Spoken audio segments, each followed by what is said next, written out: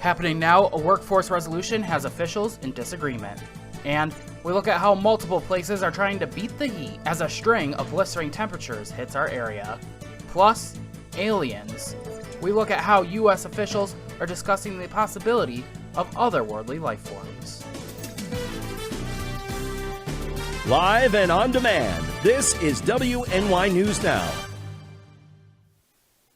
Thank you for joining us for WNY News Now. I'm Bronson Rasmussen. Those stories and more are coming up, but first, the Chautauqua County Legislature held a meeting Wednesday evening to vote on resolutions to several propositions throughout the county. The county workforce has been a hot topic for some time, and while the majority agree with a new contract that includes pay increases, there are some counter arguments. Our Alyssa Wright has more. I just want to commend the county negotiating team and the CSCA 6300 unit for actually sitting down and bargaining in good faith. I think it was a win-win for both the county and the union. It's been a struggle, I know, as far as recruiting people to work for the county and retaining the good workers that we have. And I think this contract addresses some fair pay raises and so on and so forth to keep our good workers coming back to Chautauqua County and not leaving to go to the private sector. Legislator Bankowski's testament seemed to ease some anxiety amongst other officials. I had a lot of questions today about this, but I was really satisfied in hearing about what this is doing, as Mr. Bankowski said, to not only recruit, but to retain good employees and how important that is. And that, as we discussed as a group, it's a lot less expensive for the county to keep good people than to bring in new people and to train them. Not all are in agreement with this newly adopted resolution. This will result in an increase in our local share of about $1.7 million in our 2024 budget. What I'm hearing is that some people say that this is okay, we can cover this increase and still come in under the state property tax cap. This is not the mindset that I'm in, and I hope none of my colleagues are either. If we are increasing wages, salaries by 1.7 million in local share, we should be looking for ways to save money in our equipment or contractual accounts, or perhaps efficiencies within the departments. In the end, most view the resolution as a way to retain employees. If we have good employees, we want to keep them here, and we're trying to encourage that, especially given the market and people. There's so many people who are not working. Let's keep the good ones that we have. Alyssa Wright, WNY News Now. Now, workforce as a whole has been a shaky topic for some time, with different workforce readiness programs being implemented in schools and discussion of pay increases as seen in Wednesday night's meeting. Chautauqua County officials are seemingly working hard to protect and improve the county's workforce. While in preparation for blazing temperatures coming our way this weekend, state parks across New York State are extending hours at swimming facilities. New York Governor Kathy Hochul announced that state park swimming facilities will extend their hours during this week's heat wave to help residents beat the heat. In a statement from the governor, she said, quote, "Extreme heat is forecast for the entire state Thursday through Saturday, with heat indexes expected to reach the 100s in some areas. Visiting our beautiful state beaches, pools, and parks is one of the best ways to cool off during this upcoming period of extreme heat, and we'll be offering extended hours at sites across New York." In Western New York, Allegheny State Park's Red House and Quaker Beaches will be open until 8 p.m. Thursday and Friday. While continuing coverage, with temperatures hitting a possible 90 degrees Friday, a building in Olean will be open to the public, looking for an air-conditioned space. With scorching temperatures predicted to hit 90 degrees on Friday, Olean Mayor William Aiello has declared that the air-conditioned John J. Ashe Community Center will be open from 12 p.m. to 5 p.m., offering a much-needed rest for residents seeking relief from the sweltering heat. The decision comes in response to weather advisories from the National Weather Service in Buffalo, predicting hot and humid conditions with temperatures expected to reach 90 degrees on Friday. The air-conditioned John J. Ash Community Center will serve as a cooling station during the afternoon hours when the heat is at its peak. Now the mayor encourages residents to take advantage of the facility and visit for a much-needed rest from the scorching summer day. Well, let's get a first check of our weather forecast with Chief Forecaster Andrew Stevenson.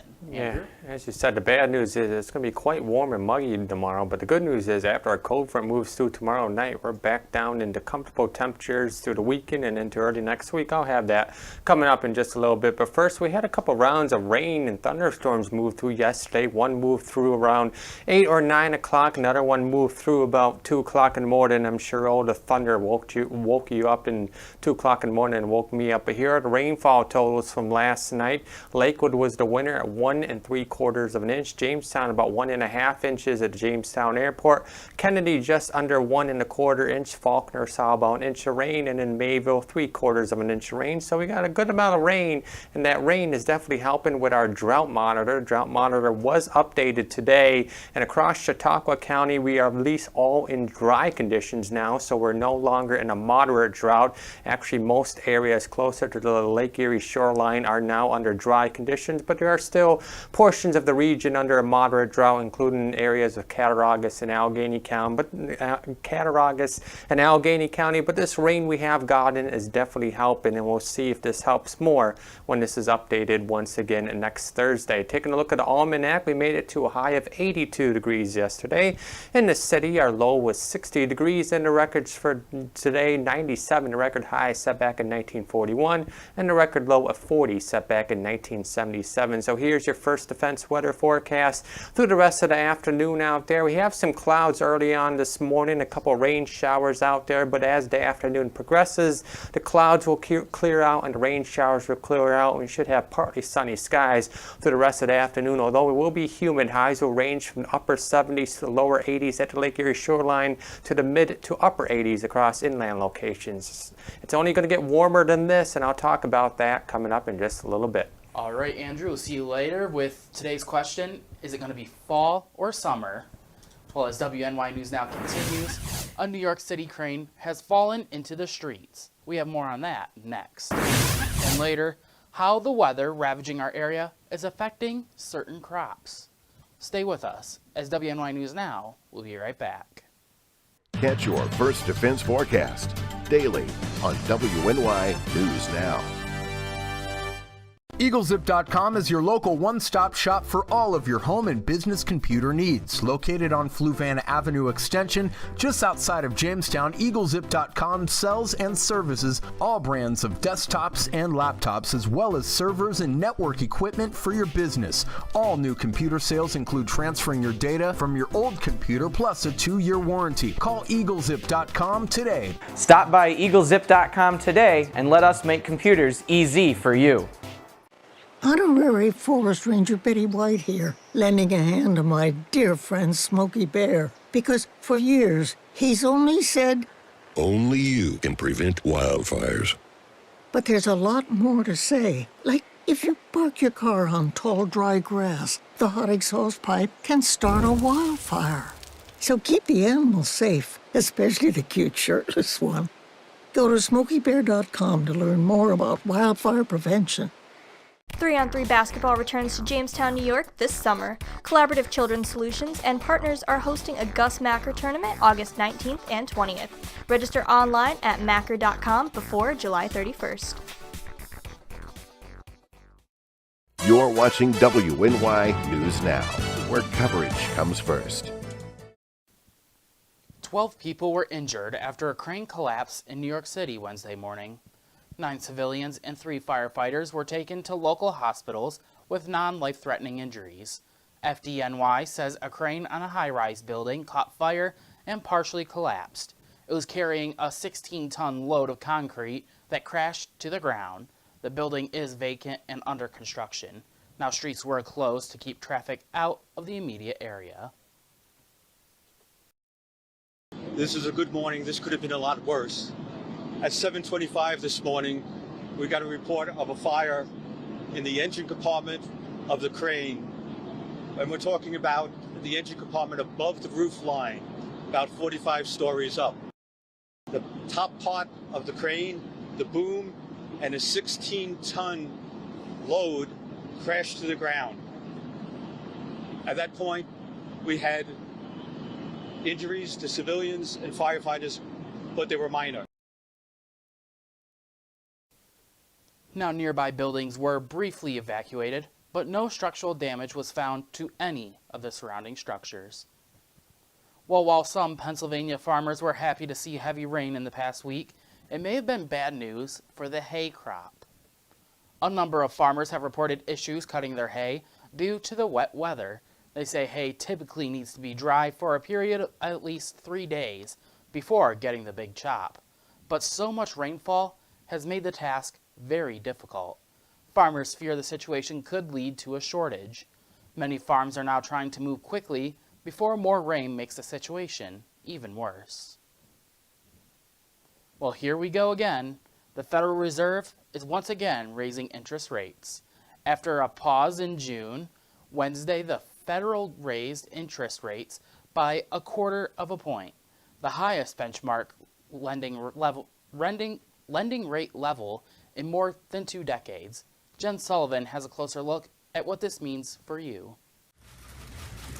1 month after a pause, the Federal Reserve is raising interest rates once again to the highest level in more than 20 years. We took another step by raising our policy interest rate 1/4 percentage point. We've covered a lot of ground, and the full effects of our tightening have yet to be felt. On Wednesday, Fed Chairman Jerome Powell announcing its 11th rate hike since last spring. That's despite data showing the economy is holding up and inflation is softening.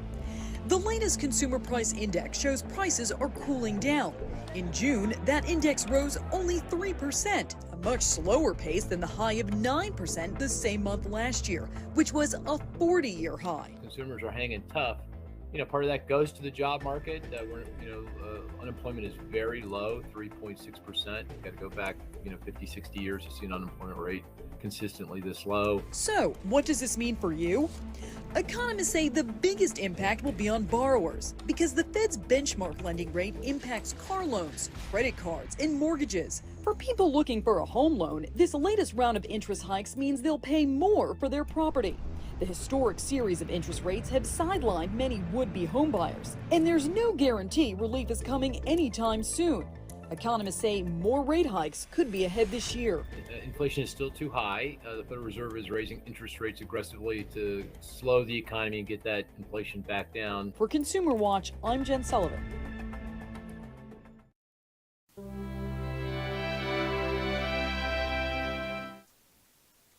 A VA employee is facing 8 years in prison after being caught with child pornography on the VA's public Wi-Fi. 51-year-old Kevin DeVole, a former employee of the VA Medical Center in Leeds, Massachusetts, was caught using a device distributing child pornography over the center's public Wi-Fi from May of 2022 through July of 2022. Now, during a search of his residence, authorities found DeVole was in possession of child pornography that involved a minor under the age of 12. DeVole was sentenced to 8 years behind bars with 5 years of supervised release. He is also ordered to pay $5,000 to each of the identified victims. Well, coming up, we hear more about electric vehicle charging stations across the U.S. And later, the latest updates in the courtroom where a not-so-done deal keeps Hunter Biden in the trenches. But first, we return with a look at our full weather forecast. You're watching WNY News Now, where coverage comes first. WNY News Now is covering stories that matter to you. 15-year-old Yadiel Diaz was subject to a public humiliation stunt by a fellow student in an act of violence and bullying. Now Yadiel's mother, Raquel, has had enough. Officials are trying to work with the county's homeless coalition to help support the homeless population locally. There are also plans in the works to build 2 new shelters. WNY News Now, where coverage comes first.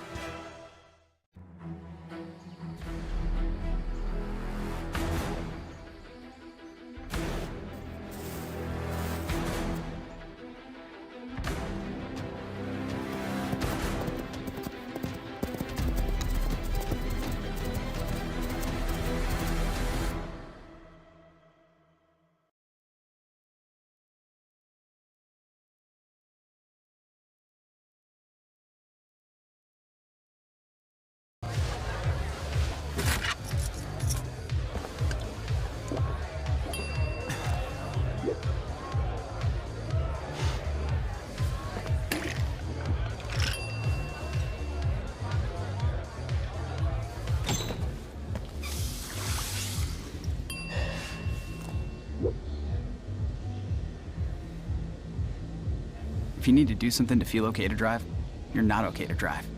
Don't drive buzzed. 3-on-3 basketball returns to Jamestown, New York this summer. Collaborative Children's Solutions and partners are hosting a Gus Macker tournament August 19th and 20th. Register online on macker.com before July 31st. Catch your First Defense forecast daily on WNY News Now. Fast, accurate, and every day. First Defense weather. Welcome back to WNY News Now. Current conditions in downtown Jamestown, we're under cloudy skies. 74 is the current temperature at the Jamestown Airport as of the noon hour with a west wind of 13 miles per hour, and the dew point is at 68 degrees. So there's a lot of moisture in the air and it's feeling quite muggy out there as we speak, and it's going to only get muggier and more warm tomorrow. The National Weather Service in Buffalo does have portions of western New York under a heat advisory, mainly up to our north across Niagara County, where heat indices will likely be in the upper 90s. It's still going to be quite warm down here across the southern tier with temperatures in the upper 80s, the lower 90s, dew points near 70, and the heat index number in the lower 90s. So here's a few tips to stay cool tomorrow. Make sure if you're outside you drink plenty of fluids, preferably bottles of water and Gatorade, stuff that's going to keep you replenished with fluids. Stay inside if you can in air-conditioned rooms with the fans. Stay out of the sun. Find shade if you can. If you have to be working outside, and do not, under any circumstances, leave your children or pets in locked cars with the windows up, because inside a car, temperatures, if they're in the 90s outside, can get well into the hundreds inside a locked car. So don't leave any children or pets inside a locked car. But while it will be warm tomorrow, a cold front will move through the region tomorrow night into early Saturday. That's going to bring another round of showers and thunderstorms to the region, and the NOAA Storm Prediction Center does have the entire region for tomorrow night under a marginal risk for severe storms. Now, like yesterday, most storms will contain heavy rain and gusty winds, and there will be an overnight period and into early Saturday. And behind that cold front, temperatures and dew points will come down dramatically heading into the latter half of the weekend and into next week. Here's what's happening across the northeast right now. We have that system moving across the region that brought some showers and thunderstorms overnight last night. A weak ridge of high pressure will build in behind it. That's going to clear us out through the rest of the afternoon and into the overnight period and into most of the day tomorrow before that next system drags another cold front through the region. So let's time it out on future scan for the rest of the afternoon and for the next 24 to 48 hours. Shows some showers for the rest of the afternoon, but those showers should come to an end, and eventually those clouds should clear out, and we should go partly sunny skies for the rest of the afternoon, and should go mainly clear skies overnight tonight. Most of the day tomorrow will once again be dry with partly to mostly sunny skies tomorrow, but it will be warm, and eventually that cold front's going to move through the region. Future scan is kind of showing it moving around dinner time. Might be a little later than that, might be a little bit earlier. We'll see what future model runs show, and those showers should continue overnight Friday and into early Saturday, and then come to an end by the later Saturday afternoon after that cold front completely crosses the region. So here's the forecast for tonight. Partly to mainly clear skies. There will be areas of patchy fog, and it will be a muggy night as well, so make sure those fans and air conditioners are going. Lows will range from the mid to upper 60s across the region with a calm wind. And now the next 7 days, powered by Ultimate Satellite Solutions. So temperatures tomorrow, we're calling for a forecast of 87 in the city of Jamestown. Areas well inland will be warmer than that, probably in the low to mid 90s. Areas closer to the Lake Erie shoreline will be a little cooler than that. And then you see where the cold front does. We're back down to the mid 70s on Saturday, and then we're the lower 70s for Sunday and Monday. And after that rain ends Saturday, much of the rest of the weekend into early next week will be mainly dry. Temperatures come back down in the 70s, and overnight lows go from the upper 60s back down to the lower 50s. So one more day or 2 more days, today and tomorrow, of this warm weather, and then we should cool off into next week. So Andrew, you were telling me the other day that you actually saw a tree that was changing color. So is it really becoming fall now? I've seen a few trees with their leaves changing color, and I'm pretty sure the leaves are drunk. Well, thank you very much, Andrew. And now for some headlines from across the nation. 7 major automakers are joining forces to double the number of fast electric vehicle chargers in North America. The effort is intended to persuade more people to buy EVs. BMW, General Motors, Honda, Kia, Mercedes-Benz, and Stellantis will invest at least $1 billion in the joint venture. In an announcement Wednesday, the automaker said 30,000 charging ports will be built on major highways, especially those that are used by vacationers and other travelers.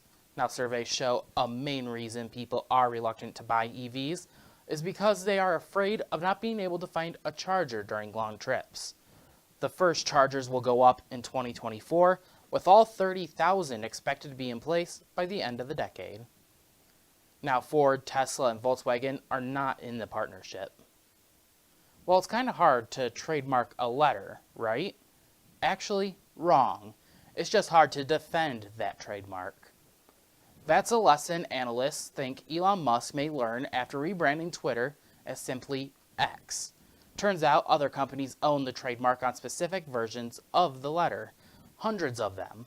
The thing is, protecting those trademarks is reliant on proving other uses could lead to confusion.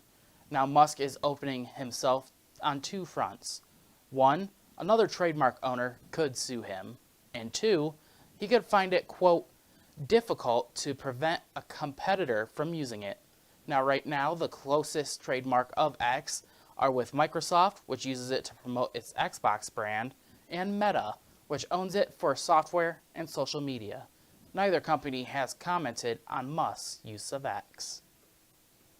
Well, Hunter Biden, son of President Joe Biden, went to court Wednesday, expected to plead guilty to 2 federal tax crimes. But what happened next surprised almost everyone. As Emily Schmidt reports, the suddenly not-so-done deal keeps Hunter Biden in the middle of political wrangling while both sides figure out what's next. Never before had the son of a sitting U.S. president pleaded guilty in a federal courthouse, as Hunter Biden planned to do Wednesday morning. By the time he left the courthouse Wednesday afternoon, history stood firm. No guilty plea. Judge Mary Ellen Noriega questioned the agreements previously worked out with the Department of Justice. The White House called it a personal matter for a private citizen. This case was handled independently, as all of you know, by the Justice Department under the leadership of a prosecutor appointed by the former president, President Trump. To the extent that it looks like the administration is treating Democrats more favorably than Republicans, I can understand why people in the House are upset about it. The delay gives Republicans more fuel to investigate what they believe are President Biden's connections to his son's foreign business dealings, though there's no proof of wrongdoing and the president denies involvement. Investigations will intensify, and I think justice will be done. One Democrat says congressional Republicans need to leave the dealings to the judicial system. If they express happiness about one thing that happens in court, then they should just express confidence in the ability of the court to work it out. Hunter Biden finally entered a not guilty plea. The judge gave both sides 30 days to update where they stand now. I'm Emily Schmidt reporting. Another uncertainty emerged in the courtroom Wednesday. Prosecutors have said they recommend probation for Hunter Biden, but the federal judge, who has the final say on the sentencing, said, for now, I can't predict for you today whether that is an appropriate sentence or not. Well, coming up next, government officials are hearing on confirmed alien sightings. You're watching WNY News Now, your source for breaking news. 3-on-3 basketball returns to Jamestown, New York this summer. Collaborative Children's Solutions and partners are hosting a Gus Macker tournament August 19th and 20th. Register online at macker.com before July 31st. WNY News Now is covering stories that matter to you. 15-year-old Yadiel Diaz was subject to a public humiliation stunt by a fellow student in an act of violence and bullying. Now Yadiel's mother, Raquel, has had enough. Officials are trying to work with the county's homeless coalition to help support the homeless population locally. There are also plans in the works to build 2 new shelters. WNY News Now, where coverage comes first. How prepared is your family if a hurricane shows up at your doorstep, or a flood, or a blizzard? You can't just turn away a natural disaster. That's why it's important to go to ready.gov/plan now. It has the tools and tips you need to make an emergency plan with your family. So if disaster comes knocking, let's go. You'll be ready to help keep your family safe. It's just a pizza. Yes. Make a plan today. You're watching WNY News Now, where coverage comes first. The truth is out there, and Congress seems determined to find out just what it is. Lawmakers on Capitol Hill Wednesday are hearing testimonies from former military and intelligence personnel who say a UAPS, unidentified anomalous phenomena, are more common than we might think, as lawmakers question if the government knows more about UFOs than they let on. Corinne Kafia is in Washington with a look at what we know, what we don't know, and the answer to an age-old question. Is it aliens? UFOs are real. As we convene here, UAP are in our airspace. And the government needs to take reports of sightings more seriously. These sightings are not rare or isolated, they are routine. At least according to testimony from 3 former military and intelligence personnel making their case for more government transparency before a House Oversight Subcommittee Wednesday. The American people deserve to know what is happening in our skies. In April, the Pentagon said it was tracking some 650 incidents involving unidentified anomalous phenomena that are currently unexplained, but emphasized there was no evidence of extraterrestrial life or of objects that defy physics. Well, if there's a thing, it's rotating.